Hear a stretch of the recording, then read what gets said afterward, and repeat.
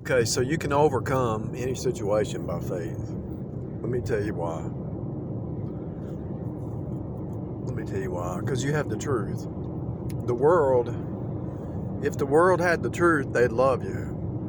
Now, the world is just trying to survive. They're trying to figure it out. They're trying to make it on their own. They're trying to gain the world, the flesh, pro-life.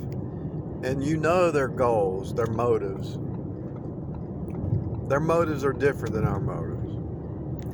Our motives are just to occupy till Jesus returns and to give out the gospel and just tell them about Jesus.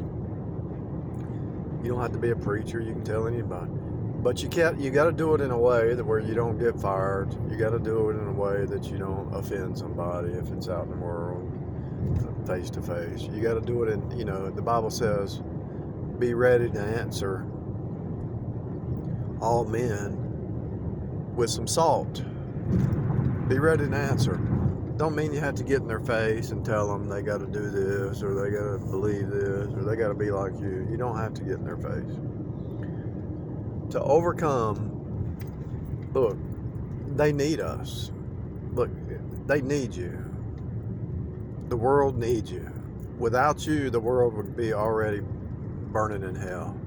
The reason the world has not destroyed yet, the reason God hadn't destroyed is because he's winning, he's pulling people out, the elect out. So they need you on a job, they need you in government, they need you in business, they need you in community, because you're the salt of the earth. They need you. Without you, look, let's say you work right here.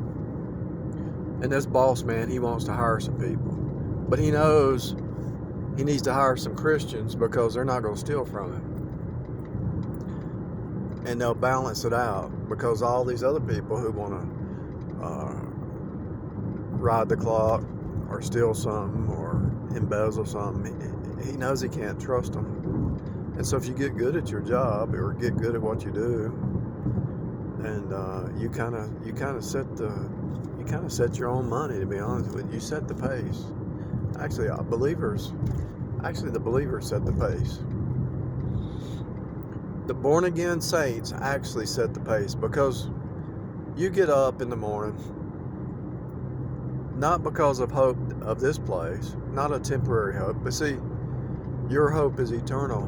So you can get up. No, you already know the sun's going to come up, the sun's going to go down. You already know what's going to happen before it happens. You know there's a rapture of the church.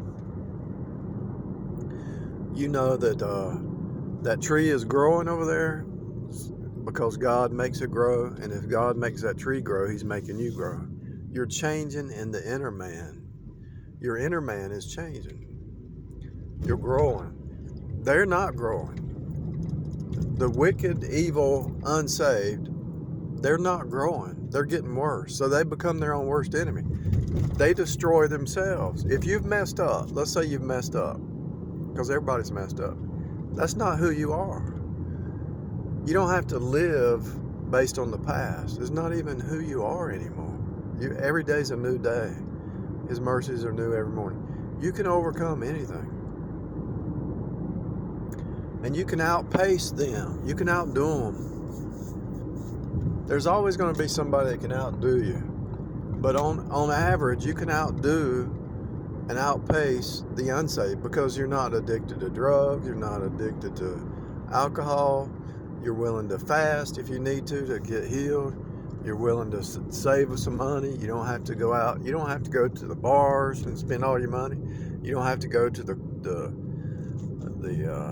football game, basketball game. You don't have to spend money on foolish stuff. See, they're addicted to idols.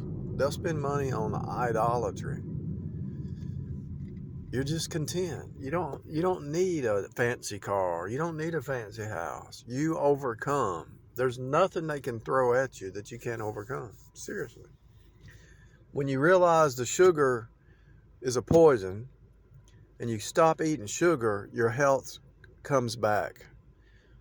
Any kind of gout goes away, any kind of pain goes away, any kind of joint pain, any kind of stomach stuff, it starts to go away. Eat you some salmon, some liver, and some eggs, and cut back sugar, and you get healthy. Get you some vitamin B and vitamin C. You overcome. You don't even have to eat every day.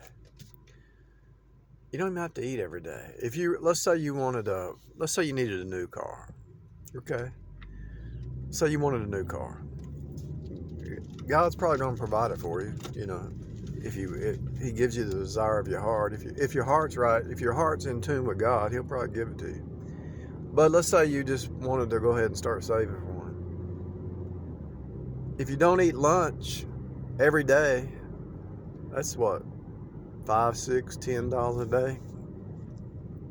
$10 a day times 300 days is what, 3,000? If you fast 1 day a week, you can don't eat one day. Let's say 2 days a week you don't even eat at all. 5,000.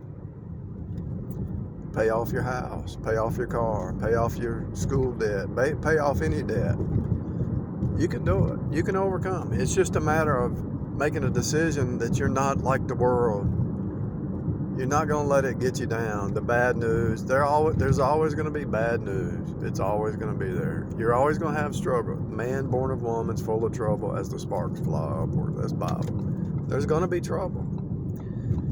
But Jesus overcame. The same Spirit that rose Jesus from the dead will quicken your mortal bodies. Romans 8. The same Spirit that raised Jesus from the dead will quicken.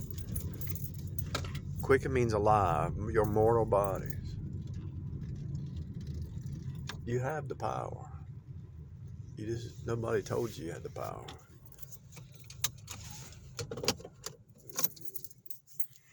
They need you because they know that they know how each other are. They know they can't even trust each other, much less trust somebody to work for them. They're needed. They need you more than you need them, to be honest with you. If you really get a hold of what I'm saying, it'll change your whole world. Because this whole system's about the joint heirs. This whole thing was created for joint heirs.